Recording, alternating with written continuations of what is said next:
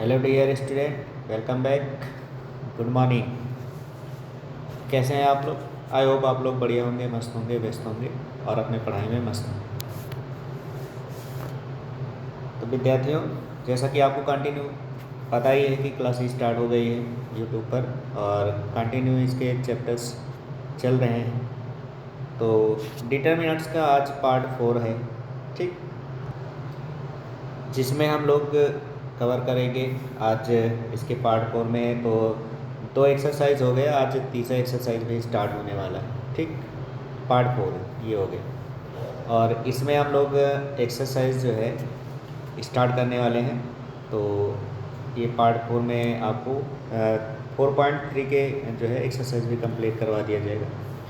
तो हर चीज़ एकदम बेस से ही चल रहा है, ठीक।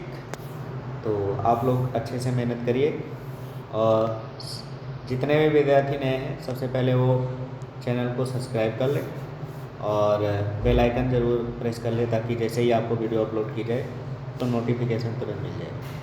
और वीडियो को लाइक, सब्सक्राइब और शेयर ज़रूर करें, ठीक, ताकि हर एक स्टूडेंट के पास जो कोचिंग करने के लिए जिसके पास पैसे नहीं हैं वो आराम से पढ़ सके और अच्छे मार्क्स ला सके, ठीक। तो मैथ और फिजिक्स के सारे चैप्टर जो है कंप्लीट करवाए जाएंगे, ये ध्यान रखना, ठीक। तो आप लोगों को जो है अच्छे से मेहनत करनी है। चलिए टाइम वेस्ट ना करते हुए हम लोग सीधे से टॉपिक पे आते हैं। तो आज के टॉपिक में है सारणी को के अनुप्रयोग, क्योंकि हम लोग पार्ट फर्स्ट में सारणी को कैसे एक्सप्लेन करना है उसके बारे में जान चुके हैं, ठीक। अब इसके बाद हम लोग जो है उसके फिर एक्सप्लेनेशन पे आधारित क्वेश्चंस कर लिए, सारणी के गुणधर्म के बारे में पढ़ लिए, ठीक, उसके भी एक्सरसाइज कर लिए। अब हम सारणी के अनुप्रयोग यानी एप्लीकेशन ऑफ डिटर्मिनेंट्स, तो सारणी को किस तरह से हम लोग जो है अपने दैनिक जीवन में यूज में लाते हैं, ठीक, या इसका किस में उपयोग किया जाता है। तो सारणी के एप्लीकेशन में सबसे पहला एप्लीकेशन है कि हम लोग क्लास 9th में जो है त्रिभुज का क्षेत्रफल ज्ञात करना सीखे थे, ठीक। तो यहाँ भी हम इसका प्रयोग त्रिभुज का क्षेत्रफल ज्ञात करने में ही करेंगे, ठीक। तो अब यहाँ पे हम सारणी से कैसे इसका क्षेत्रफल निकालेंगे उसके बारे में जानेंगे, ठीक।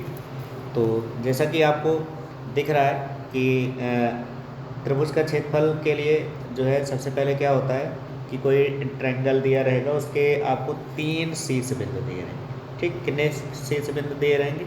3 शीर्ष बिंदु दिए हैं जिसके निर्देशांक रहेंगे x1 y1, x2 y2 और x3 y3, ठीक। तो उसके लिए हम त्रिभुज का क्षेत्रफल 9th में जो फार्मूला यूज़ करते थे वो क्या था? त्रिभुज का क्षेत्रफल, क्योंकि त्रिभुज को हम डेल से प्रेजेंट करते हैं तो त्रिभुज के क्षेत्रफल का फार्मूला हमने पढ़ा था 1/2 ब्रैकेट्स में x1 y2 minus y3 plus x2 y3 minus y1 plus x3 y1 minus y2, इस फार्मूले का यूज़ किए थे। बट अब हम यहाँ पे इस फार्मूले को नहीं यूज़ करेंगे, यहाँ पे हम किसका यूज़ करेंगे? डिटर्मिनेंट्स का यूज़ करेंगे और डिटर्मिनेंट्स के द्वारा हम इसका फार्मूला ज्ञात करेंगे, ठीक। तो अब इसको अगर हम डिटर्मिनेंट्स में यूज़ करना चाहें तो कैसे यूज़ करते हैं इसके बारे में हम लोग जान लेते हैं। तो डिटर्मिनेंट्स में यूज़ करने के लिए हम क्या करेंगे? इसको डेल के रूप में यानी डेल से प्रेजेंट करेंगे। तो डेल इक्वल टू, फिर यहाँ पे हम क्या करेंगे? जो भी हमारा पॉइंट होगा x1 x2 फिर x3, इसको इस तरह से रो में कॉलम में लिखेंगे। फिर अगला पॉइंट y1 फिर y2 फिर y3, ये इस तरह से लिख लेंगे। फिर 1 1 1, ठीक, 1 1, इस तरह से इसको हम जो है डिटर्मिनेंट्स के फॉर्म में लिख लेंगे, ठीक। अब इसके बाद फिर इसका आपको क्या करना है? एक्सप्लेन करना है। तो एक्सप्लेन कैसे करते हैं? इक्वल टू, यहाँ हो जाएगा x1 और इसके बाद ये रो ये कॉलम ख़त्म हो जाएगा। तो इसका जब मल्टीप्लाई करेंगे तो क्या हो जाएगा? y2 minus y3, y2 minus y3, ये हो जाएगा, ब्रैकेट क्लोज कर देंगे, ठीक। इसके बाद फिर यहाँ क्या लगाएंगे? माइनस साइन, और माइनस साइन लगाने के बाद फिर अगला हमारा क्या होगा? x2।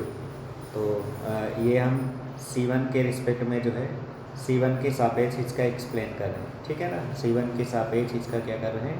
एक्सप्लेनेशन कर रहे हैं।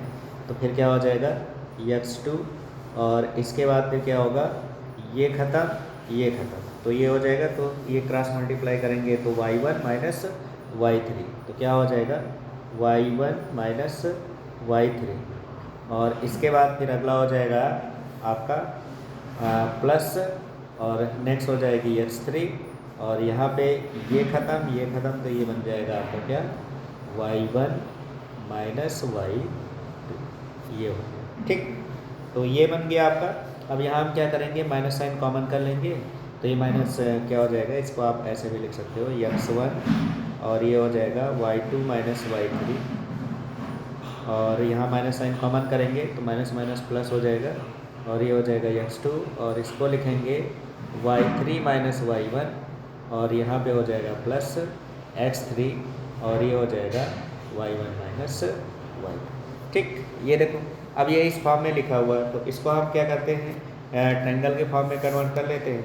तो ट्रायंगल के फॉर्म में कन्वर्ट करने के लिए, एरिया ऑफ ट्रायंगल निकालने के लिए हम क्या करेंगे, इसको डेल इज इक्वल टू 1/2, और फिर ब्रैकेट्स x1 x2 x3, फिर y1 y2 y3। ठीक, ये हो जाएगा, और फिर ये हो जाएगा 1 1 1, तो यही होगा हमारा एरिया ऑफ ट्रायंगल। ठीक, यही त्रिभुज का क्षेत्रफल होगा, त्रिभुज का क्षेत्रफल होगा। ठीक, तो इसी फार्मूले से हम लोग त्रिभुज का क्षेत्रफल ज्ञात कर लेंगे। ठीक, तो ये ध्यान रखिए। अब इसकी एक दो प्रॉपर्टीज़ हैं, तो उनके बारे में भी जान लेते हैं। ठीक, तो जैसे कि अगला चीज़ आपको पूछ लेगा, क्या यदि तीन बिंदु जिनके निर्देशांक x1 y1 x2 y2 और x3 y3 हैं तो संरेख हैं, तो संरेख का जब कॉन्सेप्ट पूछा जाएगा तो वहाँ पे हम लोग डेल की वैल्यूज किसके इक्वल भरेंगे, 0 की। ठीक, जब भी अगर आपसे संरेख के बारे में पूछा जाएगा कि संरेख होने का क्या प्रतिबंध होगा, तो आपको क्या निकालना है, डेल की वैल्यूज़।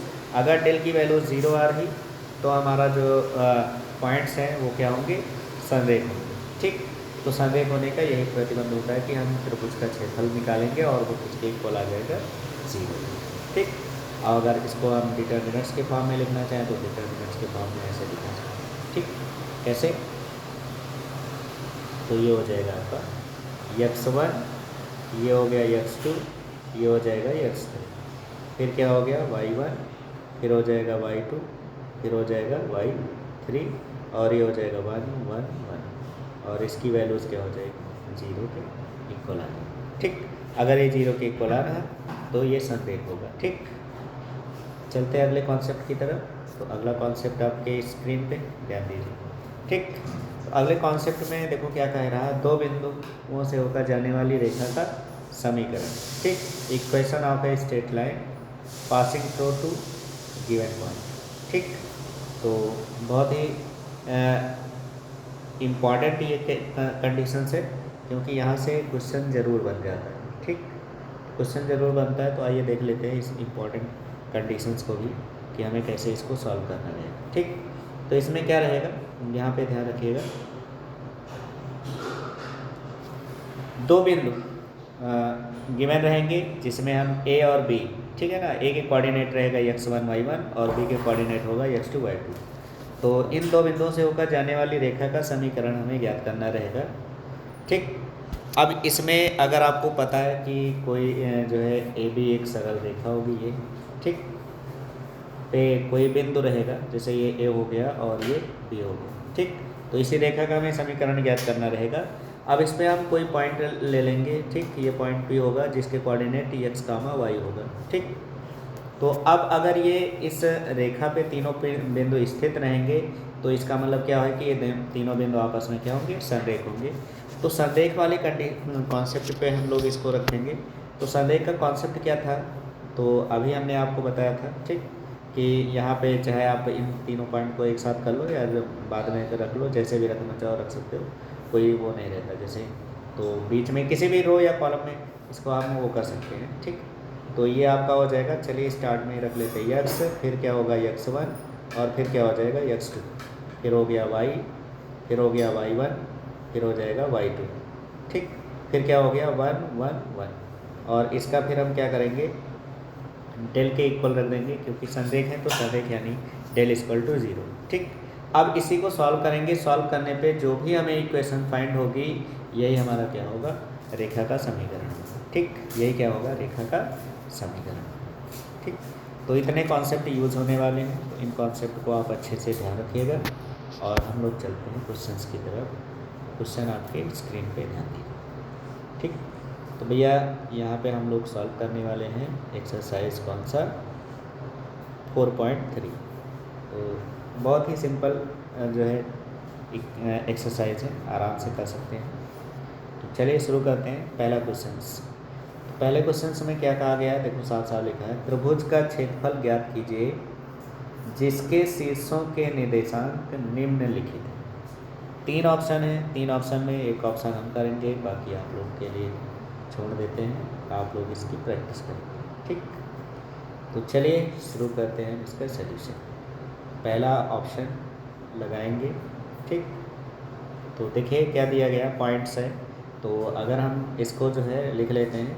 ठीक, ए, अगर इसको चाहो तो आप अच्छे से सॉल्व करिए। ठीक, कोई दिक्कत नहीं है। फिर तो हमें क्या करना है, त्रिभुज का क्षेत्रफल, तो डेल इक्वल टू क्या होता है, डिटर्मिनेंट्स, फिर पॉइंट हो जाएगा -3, फिर क्या हो गया -2, फिर क्या हो गया -1, अगला हो गया -4, फिर क्या हो जाएगा -7, और फिर क्या हो गया -9, और फिर क्या हो जाएगा 1 1 1।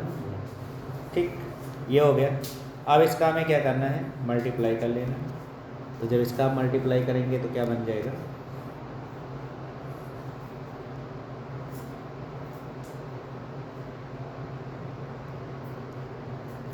चलिए अब इसका एक्सप्लेन कर दीजिए। तो क्या हो जाएगा, डेल इक्वल टू -3।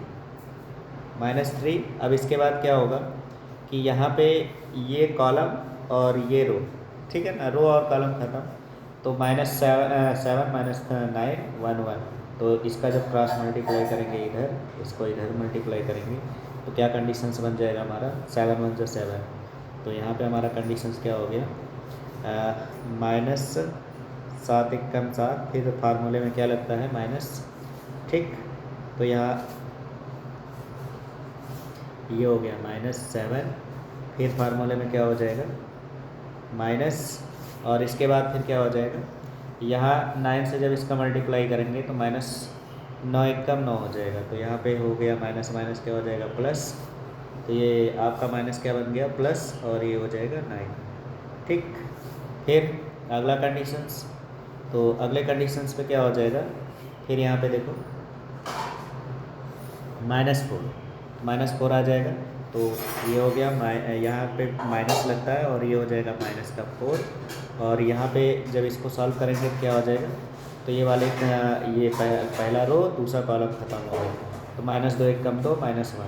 ठीक, तो यहाँ पे हमारा कंडीशंस हो गया -2 × 2 माइनस, और ये माइनस इसको कर देगा +1 हो जाएगा। ठीक, फिर क्या हो गया +1, और फिर 1 के रिस्पेक्ट में जब इसका एक्सप्लेन करेंगे क्या हो जाएगा, ये पहला आपका पहला वाला रो ख़त्म हो गया, पहला रो ख़त्म और थर्ड कॉलम ख़त्म हो गया, तो ये हो जाएगा। अब माइनस से मल्टीप्लाई होगा, माइनस माइनस प्लस 9 दूना 18, तो क्या हो जाएगा इंटू 9 दून 18, तो यहाँ पे हो गया आपका 18, और फिर माइनस साइन लगेगा, और फिर यहाँ पे हो जाएगा माइनस माइनस प्लस 7 × 7, तो यहाँ हो जाएगा -7 × 7।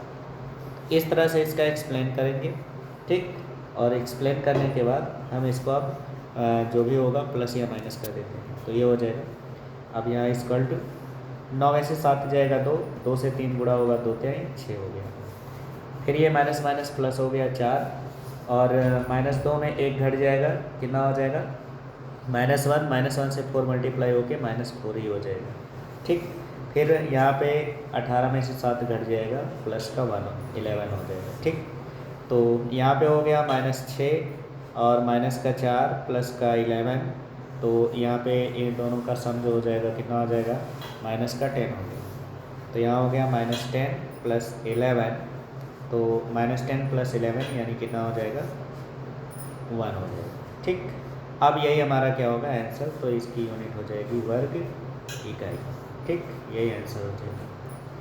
तो इस तरह से हमें इसकी वैल्यूज़ ज्ञात करनी है।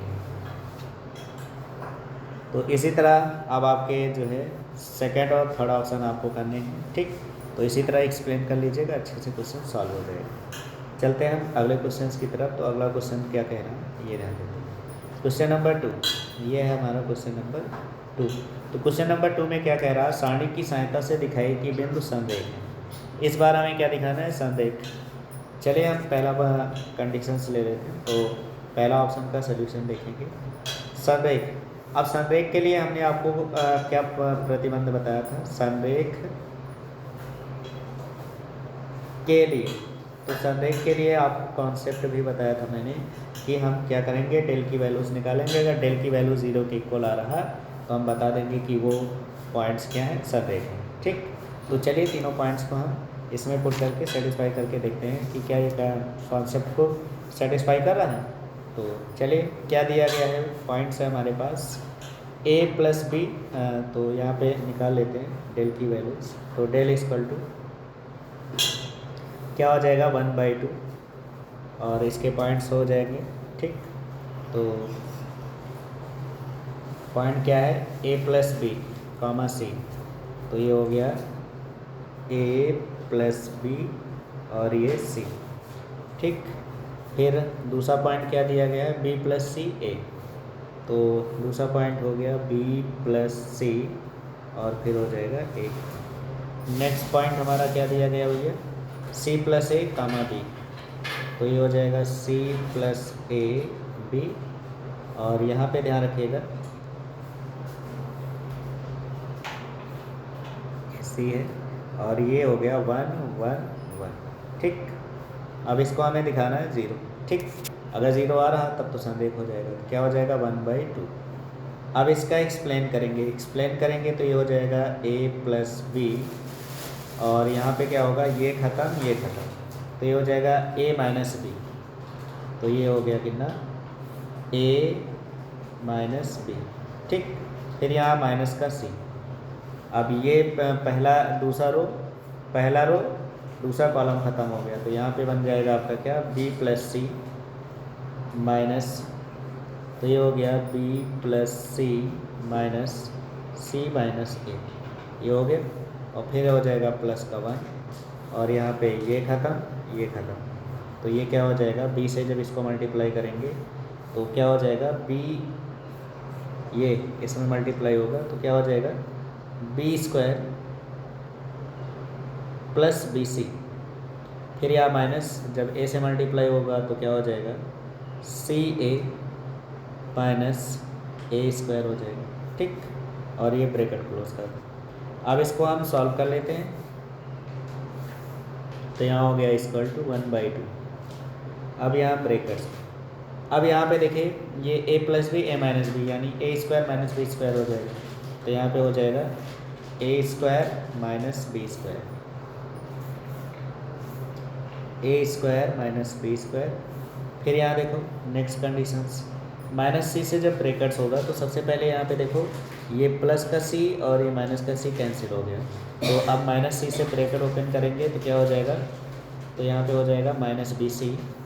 तो ये हो गया माइनस बी सी और फिर ये माइनस इस माइनस को क्या कर देगा, प्लस कर देगा। तो ये क्या हो जाएगा, प्लस ए सी। इसके बाद नेक्स्ट यहाँ पे जब ब्रैकेट ओपन करें इसमें कुछ कैंसिल तो हो नहीं रहा, तो यहाँ 1 से ब्रैकेट ओपन होगा तो b² प्लस बी सी। तो ये हो गया plus b² plus B C minus A C minus A C. फिर अगला हो गया minus A C minus a²।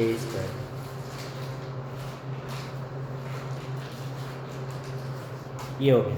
अब यहाँ पे देखिए क्या क्या कैंसिल हो रहा है, तो कैंसिल कर देते हैं।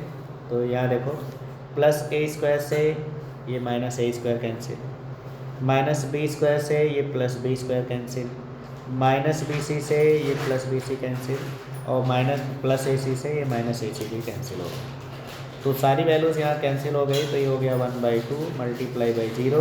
तो यहाँ से डेल की वैल्यूज़ क्या आ गई, 0। ठीक, अब डेल की वैल्यू 0 आ गई, तो यहाँ पे लिख सकते हैं अतः a प्लस बी कॉमा सी, फिर अगला हो गया b प्लस ए कॉमा बी सी। क्या पॉइंट थे इसके, b प्लस सी कामा ए था, तो b प्लस सी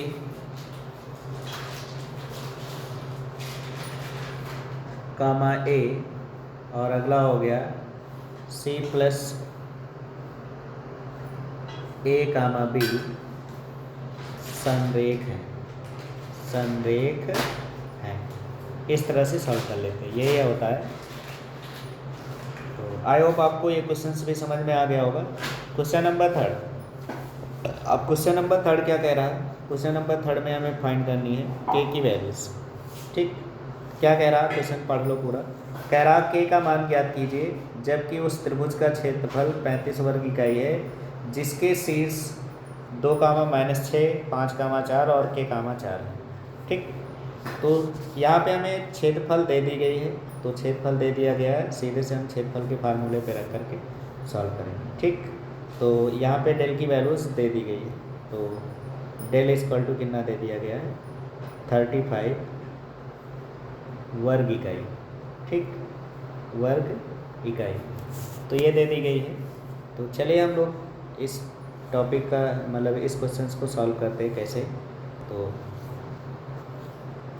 ये 35 है। ठीक, तो जैसा कि हमको पता है भाई त्रिभुज का क्षेत्रफल दिया है, तो त्रिभुज का क्षेत्रफल डेल इक्वल टू 1/2, फिर क्या हो गया x1 x2 x3। ठीक, y1 y2 y3, फिर क्या हो गया 1 1 1। ठीक, अब इसी में पुट करके हम सॉल्व कर लेते हैं। तो भैया डेल की वैल्यूज़ है 35, तो यहाँ पे हो जाएगा 35 इक्वल टू 1/2, यहाँ पे हो गया x1 की वैल्यूज़ है 2 5 के, तो ये हो जाएगा आपका 2, फिर हो गया 5, फिर हो गया के। नेक्स्ट कंडीशंस क्या लिखा हुआ है, -6 4 4, यहाँ पे हो गया -6 4 4, फिर ये हो जाएगा 1 1 1। ठीक, ये हो गया भैया। अब इसी को सॉल्व कर लेते हैं। 2 को क्रॉस मल्टीप्लाई करेंगे तो 35 दूना 70 हो जाएगा, इक्वल टू यहाँ हो गया 2, ये ख़त्म 4 -4 हो जाएगा, फिर -6 हो गया, फिर अब आपका यहाँ पे ये ख़त्म हो जाएगा, ये ख़त्म होगा, तो 5 1 कम 5 के 1 कम पे। ठीक, तो क्या हो गया 5 के, और इसके बाद फिर हो जाएगा +1, और इसमें ये ख़त्म हो गया, ये ख़त्म हो गया, तो 5 चौके 20 -4 के, तो ये हो जाएगा 20 -4 के, ये हो गया। अब इसी को सॉल्व कर लेते हैं, तो कितना हो गया भैया यहाँ 70 इक्वल टू 4 में से 4 घट जाएगा 0, तो 0 से मल्टीप्लाई होके 0 ही हो जाएगा। यहाँ माइनस हो जाएगा कितना प्लस, और 6 से जब इसको मल्टीप्लाई करेंगे तो 6 पंचे 30 -6 के, ये हो गया। और फिर यहाँ हो जाएगा +20 -4 के हो गए। तो जितने भी हमारे जो है इन सबको ऐड कर लेते हैं, तो 30 और 20 कितना हो जाएगा 50, तो ये हो जाएगा आपका 70 इक्वल टू 50। और फिर यहाँ पे हमारा कंडीशंस क्या हो गया -6 के -4 के -10 के, तो ये हो जाएगा -10 के। तो 70 में से 50 घट जाएगा, कितना हो जाएगा 20 इक्वल टू -10 के। ठीक, 10 को इधर 75 का दें, तो के इक्वल टू कितना हो जाएगा 20 -10, तो यहाँ से हमें के की वैल्यूज़ मिल जाएगी, ये कैंसिल हो जाएगा, तो यहाँ से हमें के की वैल्यूज़ मिल जाएगी कितनी -1। तो इस तरह से इसका आंसर हम फाइंड कर लेते हैं। ठीक, आज के लिए बस इतना ही, मिलते हैं नेक्स्ट वीडियो में। तो अगर आपको वीडियो हेल्पफुल लग रही है और जो है अच्छी लग रही है, तो वीडियो को लाइक सब्सक्राइब और शेयर कर लें। ठीक। कुछ क्वेश्चन हम दिखा देते हैं जिनको आपको स्वयं करनी है तो कर लीजिएगा। ठीक, 4th नंबर ये है संरेखण है, तो इसको सॉल्व कर लीजिएगा। नहीं आएगा तो इसको हम कल करवाएंगे। ठीक, इसके बाद नेक्स्ट है के का मान ज्ञात कीजिए, इसको भी हमें सॉल्व करना है। संरेखण होने का प्रतिबंध दे दी गई है। ठीक, और फिर एक क्वेश्चन ये है, इसको भी सॉल्व कर लीजिए। ठीक, बाकी क्वेश्चन जो आज रह गए हैं इनको हम कल करवा देंगे, तो आप लोग जो है इनको घर में करने का प्रयास करिएगा।